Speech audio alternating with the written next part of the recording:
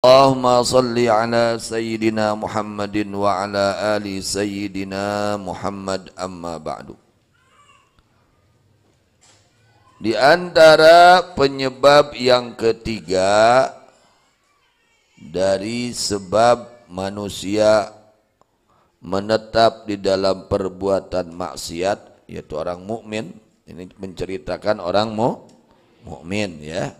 Tentunya orang mukmin itu mereka yang percaya adanya siksaan akhirat, adanya neraka, adanya surga. Ini menceritakan orang yang mukmin.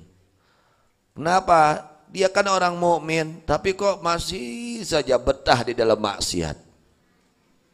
Masih saja tidak mau meninggalkan, padahal orang mukmin.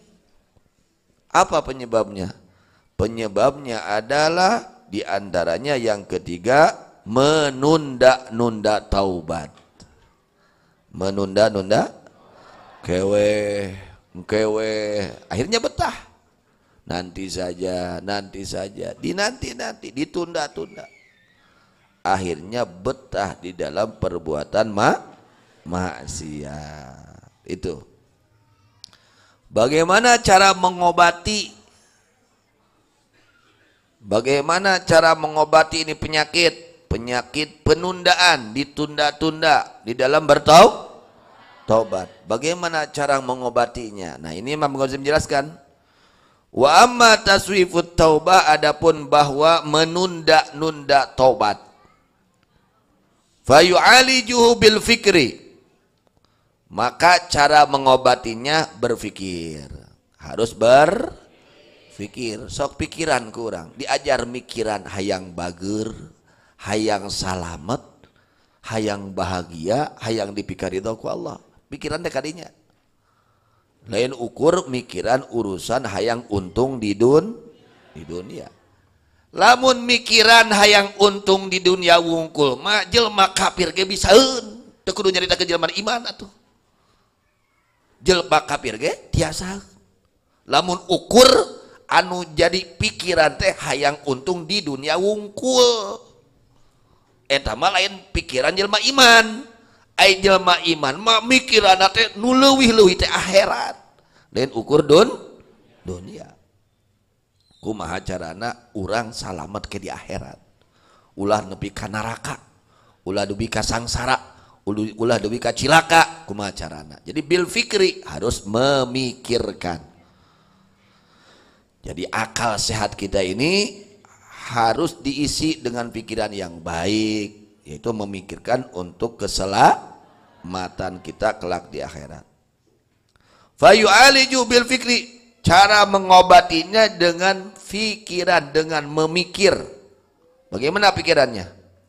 Sesungguhnya kebanyakan jeritan-jeritan penghuni neraka nanti di neraka adalah penyebab utamanya karena dahulu di dunianya mereka menunda-nunda di dalam kebaikan, menunda-nunda taubat kepada Allah.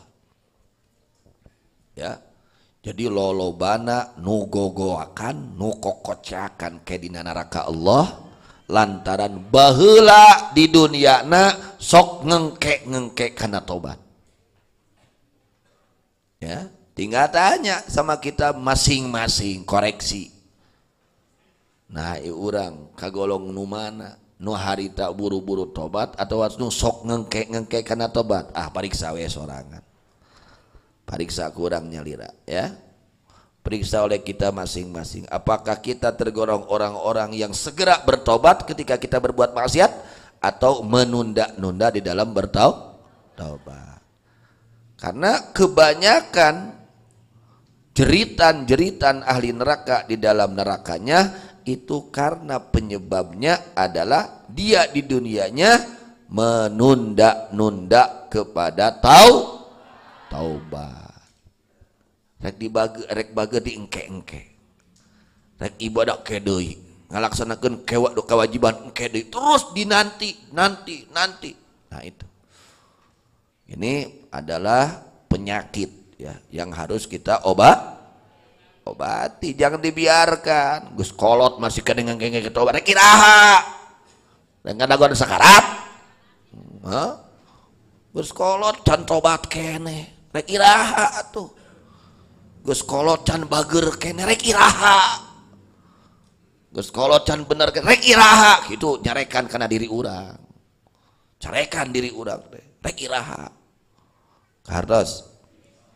Jadi cara pengobatannya harus memikirkan bahwa sesungguhnya kebanyakan jeritan-jeritan penghuni neraka nanti di neraka karena penyebab utamanya mereka menunda-nunda taubat. Dingkengke taubat. Hati-hatinya urang kadeknya ya teh keur pepeling keur urang. Terutama keur urang, keur nu ngaraji ya. Nya keur urang terutama mah, keur nu ngomongna terutama mah. Nya kadek bisi urang nu kitu teh. Bisi urang nu sok ngengke-ngengke kana tobat teh. Kalau kita berbuat dosa, cepat-cepat bertaubat. Jangan ditunda. Kita berbuat maksiat, cepat-cepat bertobat kepada Allah. Jangan bereskan sekarang. Tong kabawa maot dosa teh riweuh ke di akhirat. Di mana urang mawa dosa maot teh batak riweuh ke di akhirat teh. Leheung-leheung lamun dihampura. Kumaha lamun teu dihampura? Aduh bahaya. Leheung-leheung lamun aya nu nyapaatan. Kumaha lamun eueuh nu nyapaatan? Kahartos. Maka dari sekarang perbaiki ya. Kalau kita sudah melakukan dosa, cepat-cepat bertobat. Dan tobat sangat diwajibkan oleh Allah. Taubat itu adalah sifat yang dapat menyelamatkan kita. Penyebab selamat orang nanti di akhirat salah satunya dengan cara bertaubat. Mengapa seperti itu? Li'annal musawwifa yabnil amru ala ma laysa ilaihi wal baqa. Orang yang menunda-nunda taubat dia membangun perkara yang tidak pasti untuknya. Isukan we bager rek nepi karek isukan, maka ngomong isukan segala.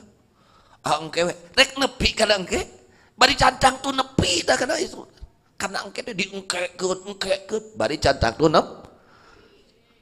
Orang yang menunda-nunda taubat dia membangun satu perkara yang membangun satu perkara pada perkara yang tidak ada kepastian. Contoh hidup. Siapa yang bisa menentukan hidup sampai besok, sampai nanti? Siapa? Enggak ada yang bisa. Ketentuannya dari Allah. Andai kata dia masih hidup, ya andai kata, ya bisa jadi dia sudah tidak hidup. Berapa banyak teman-teman kita yang paginya hidup, sorenya sudah meninggal. Paginya hidup, siangnya sudah meninggal. Paginya hidup, jam 8 hidup, jam 9 meninggal. Berapa banyak? Apakah tidak menjadi contoh kesadaran untuk kita? Mereka manusia, kita pun manusia sama. Tidak mustahil apa yang terkena kepada mereka bakal terjadi kepada kita. Itu. Andai kata, oh iya, ternyata kita masih hidup besok hari.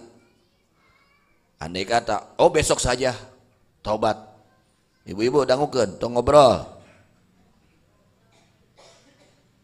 Andai kata hidup sampai besok, hari ini saja sudah nggak bisa ninggalin dosa, apalagi besok. Dia nggak sadar, hari ini dia itu sudah sulit untuk meninggalkan dosa.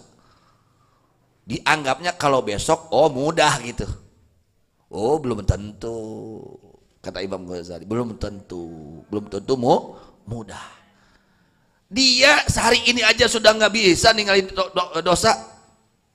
Bagaimana dengan hari esok? Belum tentu dia pun bisa mampu untuk meninggalkan dosa.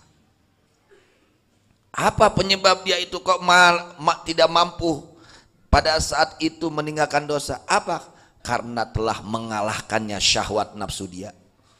Syahwatnya telah mengalahkannya. Sedangkan syahwat itu tidak akan berpisah dengan dia sampai esok hari. Marukanan ayeuna resep kena dosa teh isuk kena moal resep gitu. Tidak. Tidak seperti itu logikanya, matematikanya seperti itu. Secara ilmiahnya seperti itu. Meskipun hakikatnya semua yang menentukan Allah. Kita ini sedang mencari cara supaya kita meninggalkan dosa. Marukanan mun poe isupan mah syahwat urang teh pisah we urang. Belum tentu juga. Bahkan kata Imam Ghazali itu syahwat akan bertambah kuat. Sekarang ini kita kuat, ya, kuat melakukan maksiat, besok hari lebih kuat lagi. Syahwat itu seperti itu. Kenapa? Falaisa syahwah, karena ittata'akadu bil i'tiyad. Karena syahwat, keinginan kepada yang busuk, yang maksiat itu akan menjadi kuat ketika dibiasakan. Kalau orang sudah biasa itu tambah kuat untuk dorongan maksiat, tambah sulit untuk meninggalkan karena sudah dibiasakan. Matak ulah sok dibiasakan maksiat teh. Engke nanti jadi kuat dorongan karena maksiat teh. Jadi hese ninggalkeun maksiat gara-gara sok dibiasakan. Maka tidaklah syahwat yang dikuatkan oleh manusia dengan kebiasaan seperti syahwat yang tidak dibiasakan. Dari inilah celakanya orang-orang yang menunda-nunda kepada tobat. Marukanan enjing mah syahwatnya jadi ngurangan, marukanan. Dengan membiasakan menjadi kuat dorongannya. Bukan bertambah lemah itu syahwat, bahkan bertambah kuat dorongan syahwat terhadap maksiat karena sudah terbiasa. Sudah apa? Jelema geus biasa nipu, hese rek ninggalkeun nipu teh. Enjing mah moal nipu, enjing we moal nipu teh. Ayeuna nipu, enjing mah moal hese geus biasakeun mah. Orang kalau sudah biasa bohong sulit untuk meninggalkan bohong, kecuali dengan betul-betul ya perjuangan yang sangat dahsyat ya. Kemudian karena orang-orang yang menunda-nunda tobat ini mereka menyangka akan perbedaan di antara dua yang sama. Dan mereka tidak nyangka sesungguhnya hari-harinya itu serupa.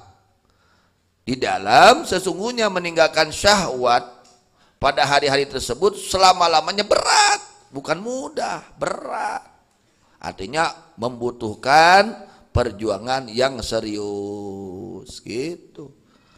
Ya, meninggalkan dosa itu lebih berat, lebih sulit daripada melakukan taat. Lebih sulit. Orang sudah biasa ghibah itu sulit untuk meninggalkannya. Pasti dia kalau ngobrol pasti tuh meloknya gibah lagi. Karena sudah terbiasa, eta geus terbiasa jadi pageuh. Hese teu ngupat teh. Asa anu tinggalin lamun ngobrol teu ngupat teh itu asa anu ibarat makanan gak ada garamnya. Dahareun teh aya uyahan. Kinten-kinten raos teh. Sop ngan teu karasa uyahan. Ibarat seperti itu ibaratnya. Karena sudah terbiasa, tong dibiasakeun doraka teh. Ningali haram tong dibiasakeun, ngomongkeun nu haram tong dibiasakeun. Ngadeg pokona lamun dibiasakeun tambah pageuh, tambah getol kita teh hese ninggalkeun. Itu. Kemudian tidaklah perumpamaan orang yang menunda-nunda kepada tobat melainkan perumpamaan orang yang membutuhkan untuk mencabut satu pohon. Satu pohon. Maka dia lihat pohon ini kuat. Tidak akan tercabut kecuali dengan kepayahan yang sangat. Dia akan mencabut pohon. Dia ingin mencabut melak jengjen. Karek sapoe babari teu nyabutna. Babari. Melak tangka jengjen. Kita nanam nih pohon jengjen. Baru sehari. Dicabutnya mudah atau sulit? Mudah. Cek urang teh angke weh nyabutna teh geus 10 tahun. Geus 10? Ini pohon jengjen tambah besar, akarnya tambah kuat. Kitanya yang bertambah umur tambah apa? Tambah lemah. Gagah sote umur 20 30. Aya 60 70.